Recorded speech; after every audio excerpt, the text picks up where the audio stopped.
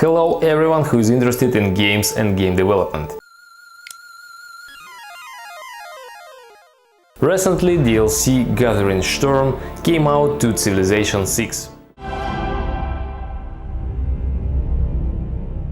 Let's figure out if the developers didn't fail this time. The main feature of the DLC is the destructive forces of nature. Either the river comes out of the banks, the volcano erupts, or the droughts turn the black soil into desert. Imagine any cataclysm of the Mother Earth and you will meet it in the Gathering Storm. Each such event has a scope. For example, spilling is possible only on some cells along the channel, and sulfur and ash from eruptions settle in a limited area around the mountain. Adversity is also divided by intensity, from weak to catastrophic, but it doesn't always turn into absolute evil.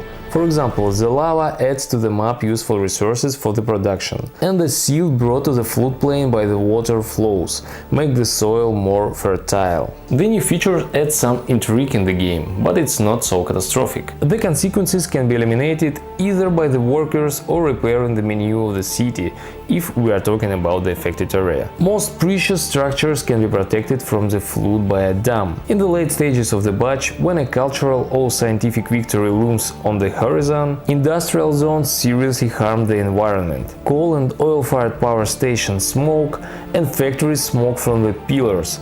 In the world of Civilization VI, this leads not only to the depletion of resources, but also to the melting of ice, because of which the water level in the ocean rises. That is why coastal resorts with water parks, where so much money has been invested, inexorably sink to the bottom, leaving only boring museums and theaters to tourists. By tradition, the DLC was not without a fresh portion of nations and leaders, and one of them, Eleanora Aquitaine, heads both the French and the British, and every nation still has its trump card in its sleeve. For example, Fomaiori advantage is in development of the seas. Phoenicia can transfer the capital, and the Incas, as in the fifth part, roam the mountains as though in a field. The renewed diplomacy has become the pride and the beauty of the strategy. The point is not even that the authors have returned a political victory, simply this part of the gameplay at once began to generate really interesting situations. Gathering Storm allows you to accumulate points that give weight to your voice in the international arena. You can trade it, but it's better to save them before the Congress, and then you can use it as you wish. Do you want to complicate the life of the successful neighbor? Stake him trade sanctions. There is a little joy in the cities. Make the rare resource from your reserves bring additional joy to the inhabitants. Intrigue is rapidly gaining momentum during armed conflicts. An aggressor with a margin of diplomacy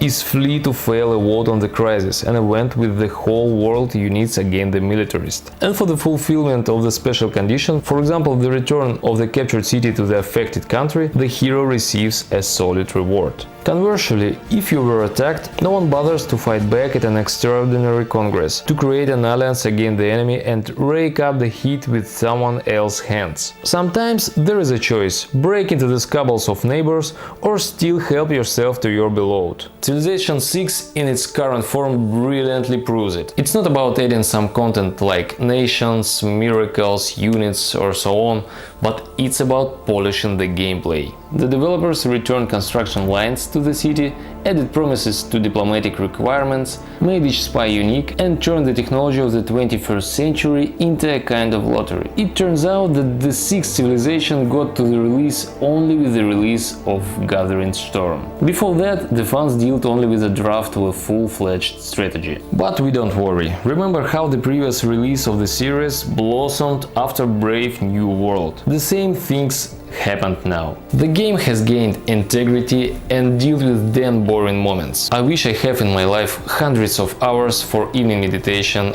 under the voice of Sean Bean. If you like the video, don't forget to share it in your social networks. See you later, guys. Bye.